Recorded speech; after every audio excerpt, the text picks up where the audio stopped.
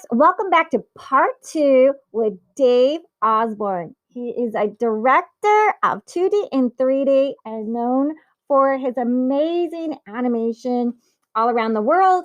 And currently, he has just finished Lego's Nexo Knights and Mr. Bean, and he's got a project coming up with Netflix. So let's welcome David back. Hi, Dave. Hello, everybody. Nice to be back. Yeah, and we are recording live. How are we all doing? Yeah, we're recording live with Dave. Dave, can you let everyone know where you're coming live from today? Yeah, I'm coming live from London in the UK, and it's been a lovely sunny day here today for once. Yeah, and so Dave works in animation, and he was letting us know in part one when he was a little boy. Your father, you said, worked at a milk dairy farm, was it?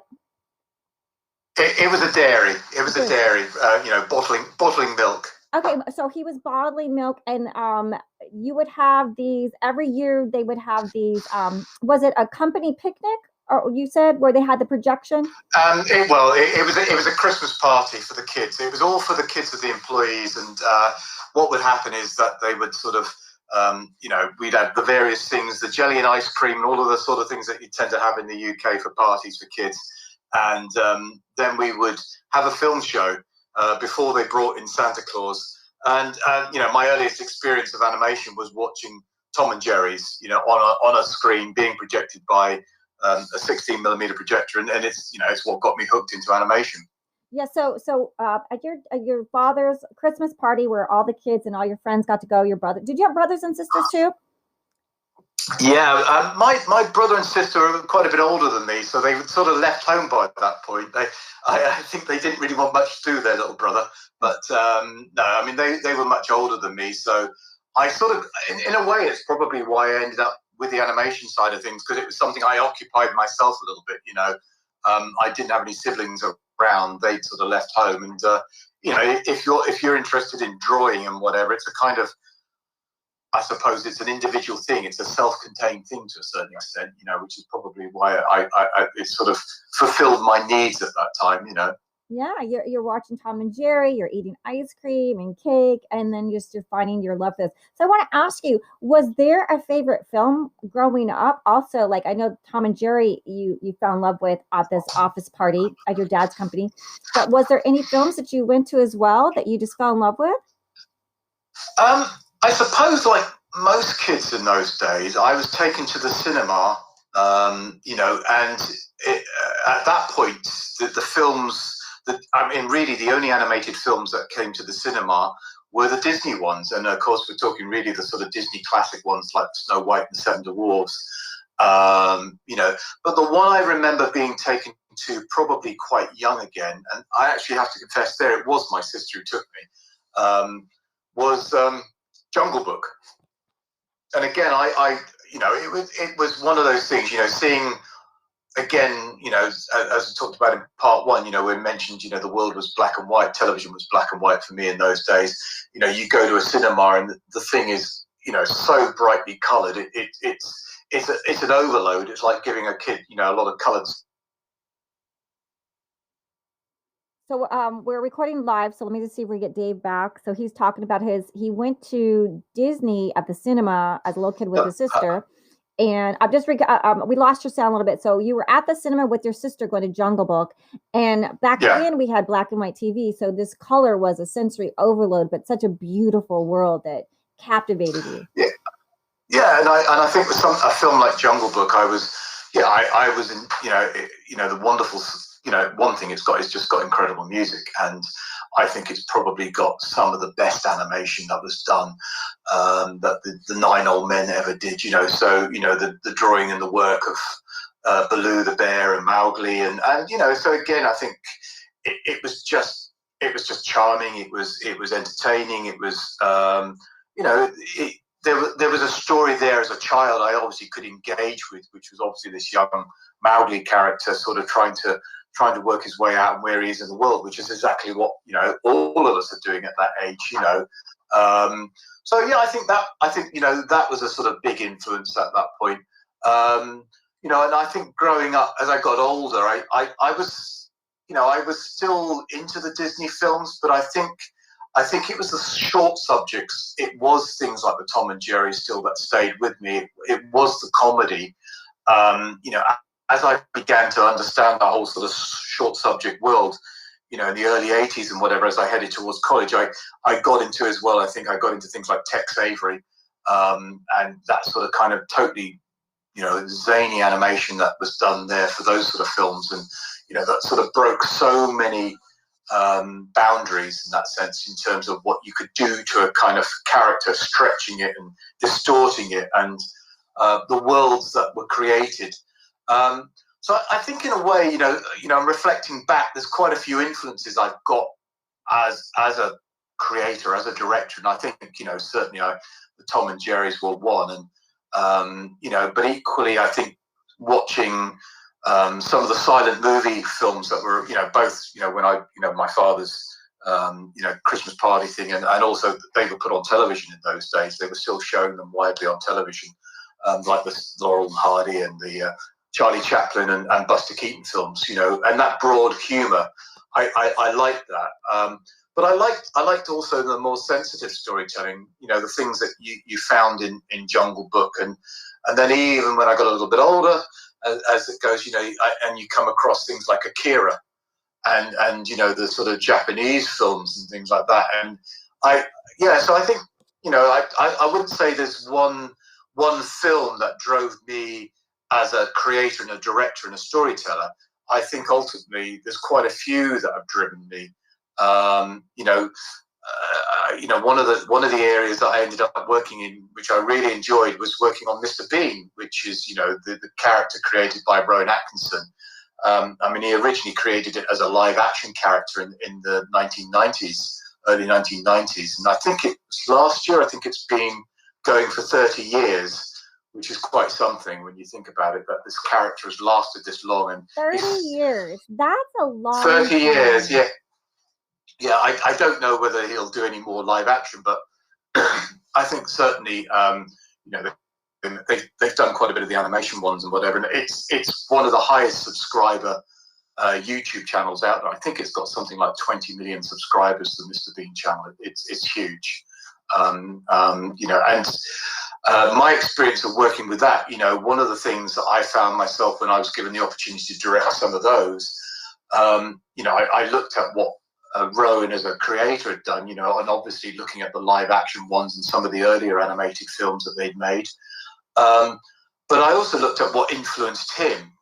And I know that one of the characters and one of the actors and performers that influenced him heavily was Jacques Tati, the French director and performer. And that was, although I'd watched his films, and I'd certainly watched, you know, Mission Hula Hoo's Holiday, which is the famous one, and I think probably the, you know, some listeners might have heard of at least, or perhaps you know, come across it at some point.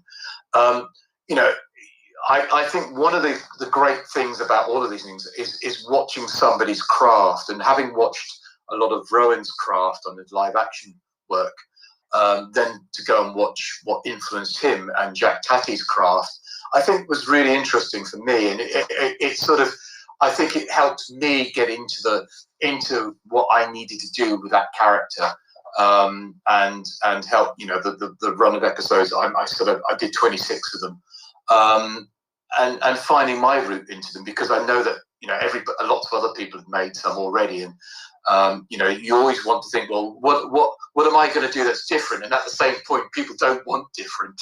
What they want is more of the same, but you kind of got to find something else there to sort of give it a little bit more. And I think, you know, looking about how Tati worked and whatever, and I found I rediscovered some of the stuff that as a child that I'd enjoyed. I sort of went back and looked at Buster Keaton again, and that wild and big physical comedy that he did. And again, I found this time around I had a much better appreciation of him, both as a performer, director, and ultimately a creator. And I think the way he crafted his films. And I think anybody starting out, I don't think it's a bad place to go and look, is to go and have a look at some of those silent films again. You know, they are there on YouTube, and you can find them quite easily. I think, you know, I think there's a lot that's dated about them, and, you know, obviously some of the moral attitudes are dated and not correct. But equally, I think the filmmaking and the storytelling, I think there are things in there about how they think and about how they're created and communicated with the audience. I think it certainly for somebody involved in animation, there's still value there to be had, and still something to take in. But doing something like Mr. Bean, I mean, we worked, obviously for us it was a script-driven show, because that was how Rowan had worked and created the other ones, the original ones, and so we worked very heavily with the script and made sure that those felt tight and that the comedy was there. But I still felt I had the opportunity to go into the script and lift things, and that was one of the great pleasure of finding things and just being able to lift out the comedy and whatever.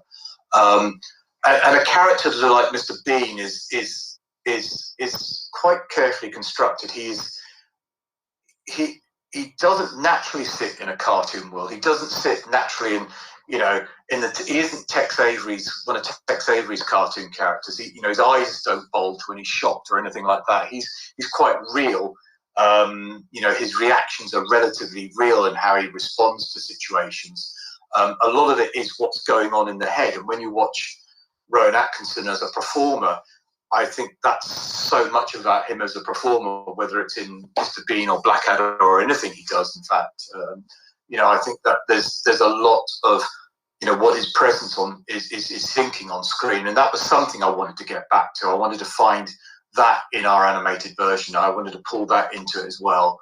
Getting him to have the time on screen so he was thinking, and that the audience could see that, because you can sort of see it in his face where he's working things out. He's always got this little scheme that he's trying to resolve a problem that he's created, and it's a lot of it is about how allowing the audience to enjoy the moment of him thinking before all of these things happen, that eventually the pratfall happens, before the thing that happens that actually causes the big physical moment that quite often takes place.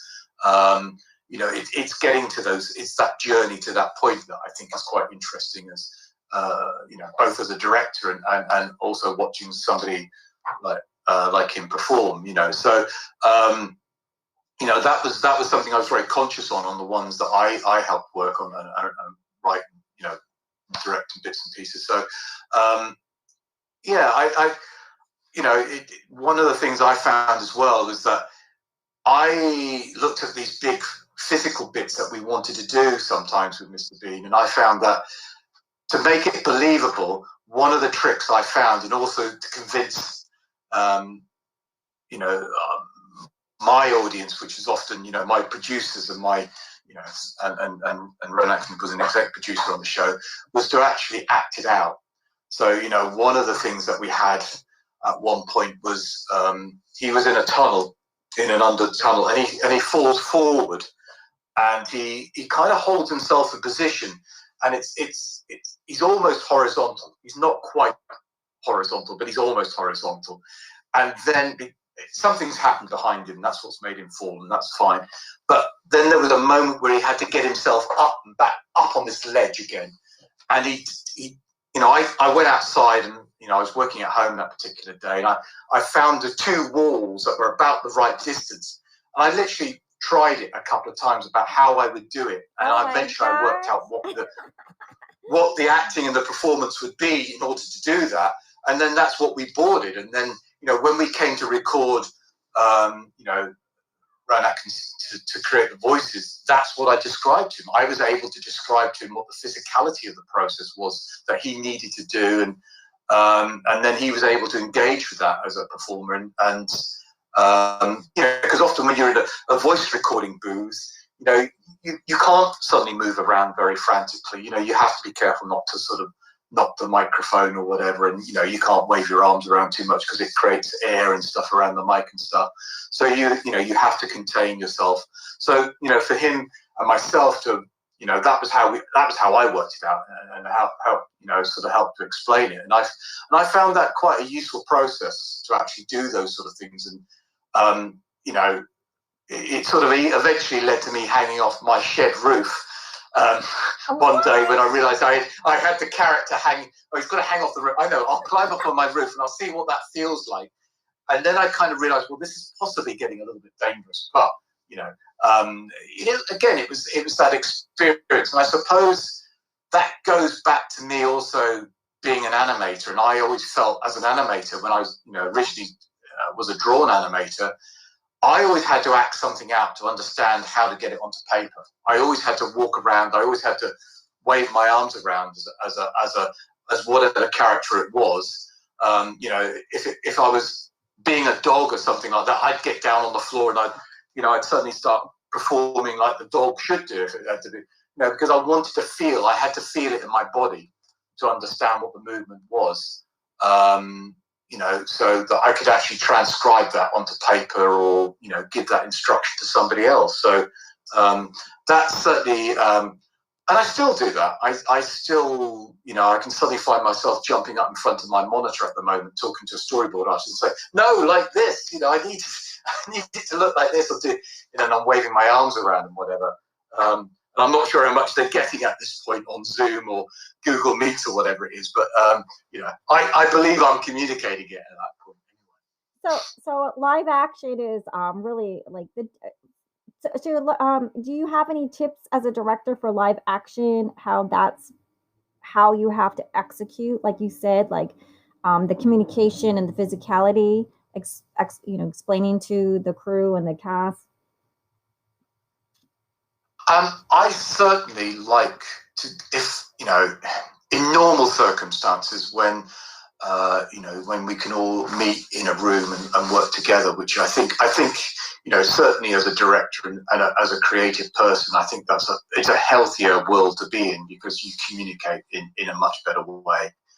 I like to talk through, if I'm briefing in an episode to the animators, I like to show the animatic, which is I spend a lot of time with the animatic. It's my most important working tool. I think, I try to get everything, all the timing as right as I possibly can. I try to get the posing where I want it so that I think it communicates the best it possibly can to layout and to the animators and to everybody else in the process beyond. But I still like using that. And then, depending on how much time we've got, I will still walk through this episode and I will act bits out. I will talk it through. I might try and show something. I think these days with the world of YouTube, everybody tends to use reference clips and whatever. I find myself these days as well, especially in the sort of action adventure world that I'm in a little bit at the moment, I tend to like to use little bits of pre-visualization work. We quite often on the show that I'm currently working on, we quite often sort of use temporary models of sets, and I quite find that quite useful to be able to sort of like work out staging sometimes, and maybe shoot the odd thing. I mean, I'll sometimes make something here and just get my iPhone and do something. And last year I was working on a show, and I wanted this thing where I had a dog's point of view running around the lounge in a manic way in this sort of comic scene. I literally thought, okay, how do I explain this to storyboard? And I got my iPhone and I literally pretended to be the dog. I got around and I shot it as this point of view thing and jumped up onto the sofa, and the dog gets hold of the cushion. And so I did that and threw it out and tossed it around and whatever and things like that. And I think that helps communicate well, things like that, because it can be quite a difficult thing to transcribe those sort of ideas sometimes. Also for the storyboard artist to actually think, how on earth do I visualize that, So I think, those tools, I think, that sort of thing. I think, I'm careful about when I start working on a project, what I watch. I'm careful about what I read as well. I find that when I'm working on a series, it's quite difficult to read novels for pleasure.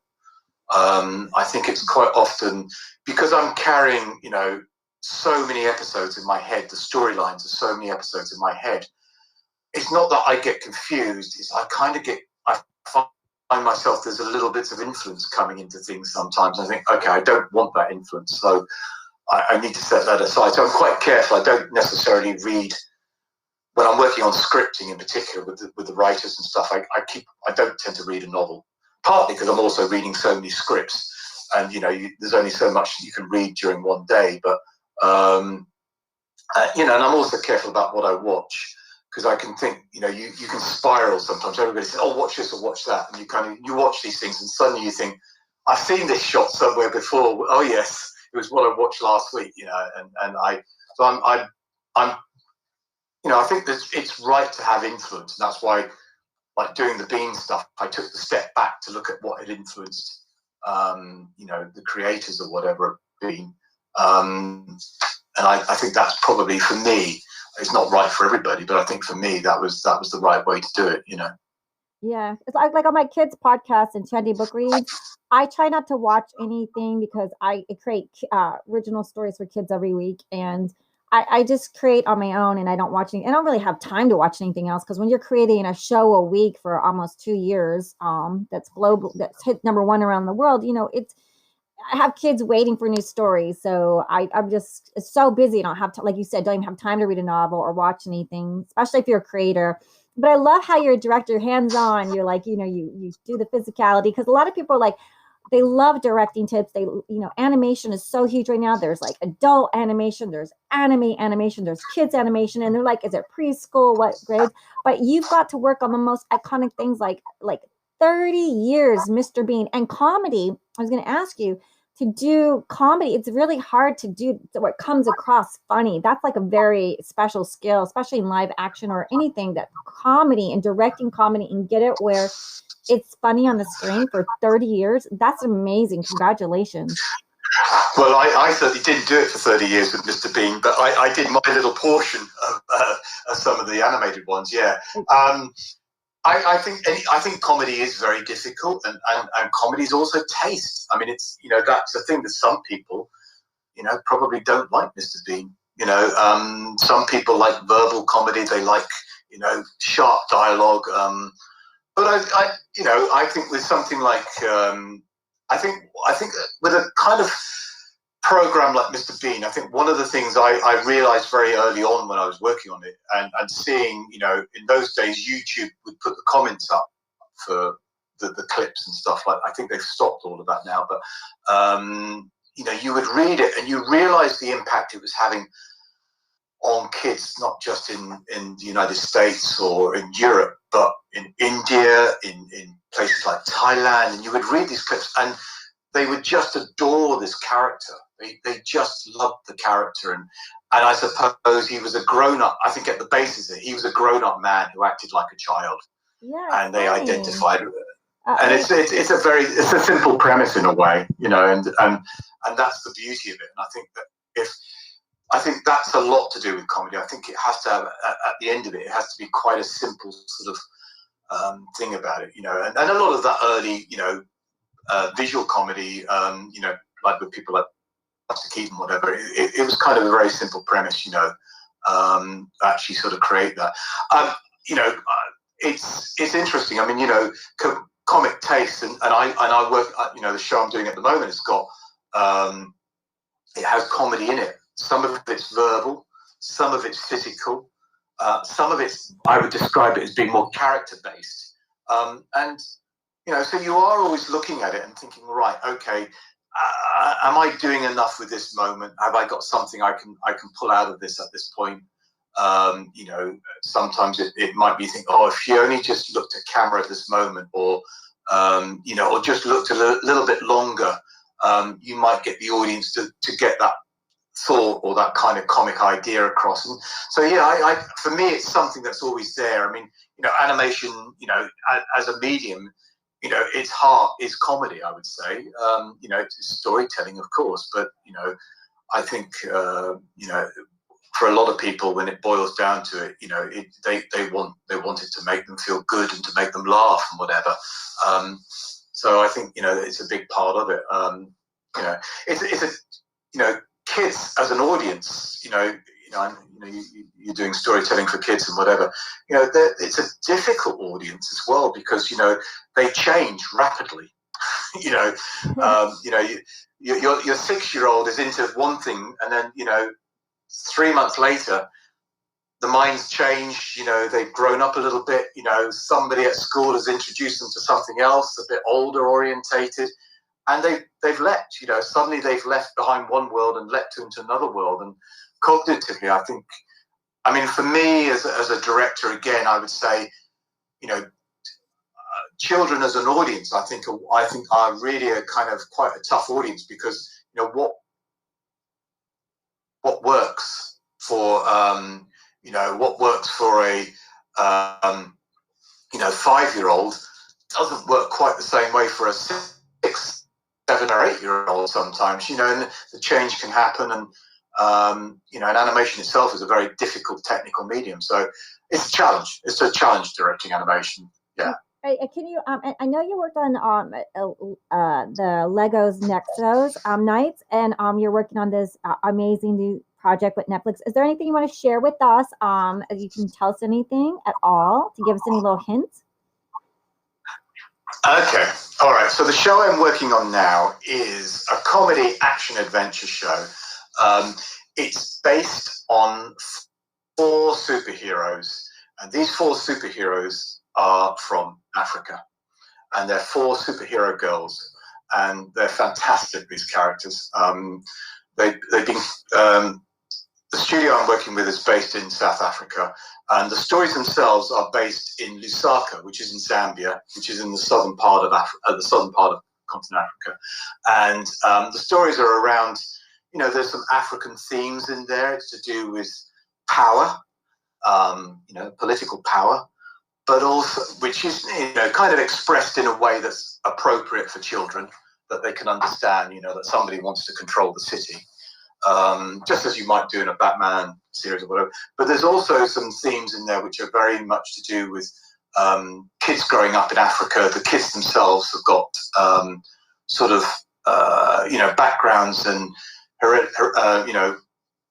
family dynamics that reflect how things are in Africa, which is different ultimately. But yeah, so maybe. We can sort of talk a little bit more about that at some other point. But I think as a show, it's going to be really exciting. I'm really enjoying making it at the moment, and we have a fantastic crew in South Africa and a fantastic crew in Paris, and a great crew in London. So that's what I'm doing at the moment. That'll be out next year. Oh, nice. And Dave, do you have a website or where anyone can keep up with when it's how they can keep up with you or your projects? I do have a website. I don't generally keep any of my projects up. They can certainly go and have a look at what I've made in the past, and that's called it's www.zestanimationlimited.com. And Zest Animation is my own little company that I use. Oh, great. And is there social media or anything that you want them to see what you're working on or what's coming up? I don't have anything like that, I'm afraid. No. I don't. I probably should. You've exposed my weakness now, but I probably should, but I don't. I like most of the creatives here are like social media on top of being a creator, and you're directing, and there's just so many things. But we just wanted to say, we're so happy you came on the show to tell us about your incredible journey from watching that film from Tom and Jerry with your dad's office party to working on animation and becoming this fantastic director. Like I said, comedy is so hard to pull visually. You can write comedy, you can do stand-up comedy, but to have it work visually too, it's very hard. And you've done some of the most iconic, most wonderful animation content. And we're just wishing you and saying good luck on your new project with Netflix. Congratulations. And we're excited for have you come back and tell us about more stuff that you're working on. Thanks so much for coming on the show today, Dave. Thanks very much for your time. It's been great. Really enjoyed talking about it. Thanks very much. Yeah, and thanks for listening. And make sure you check out part 1 and part 2 with Dave Osborne. Really, David Osborne, but his name we spoke about is Dave. And he's an incredible director, an animation director in 2D and 3D. And he's amazing projects coming up. And thank you so much for listening, everyone. Have a great day. And do check out the summary and our podcast. You'll get all the descriptions and links to our amazing new things. And thanks for listening, everyone. Have a great day.